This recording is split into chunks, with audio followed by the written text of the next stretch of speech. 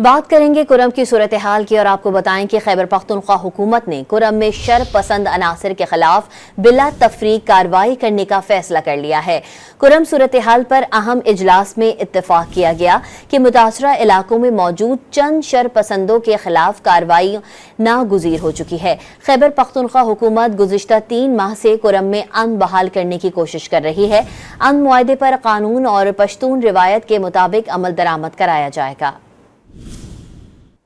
बात करेंगे कुरम की सूरत हाल की और आपको बताएं कि खैबर पख्तूनख्वा हुकूमत ने कुरम में शर पसंद अनासर के खिलाफ बिला तफरीक कार्रवाई करने का फैसला कर लिया है। कुरम सूरत हाल पर अहम इजलास में इत्तेफाक किया गया कि मुतासरा इलाकों में मौजूद चंद शर पसंदों के खिलाफ कार्रवाई नागुज़ीर हो चुकी है। खैबर पख्तूनख्वा हुकूमत गुज़िश्ता 3 माह से कुरम में अमन बहाल करने की कोशिश कर रही है।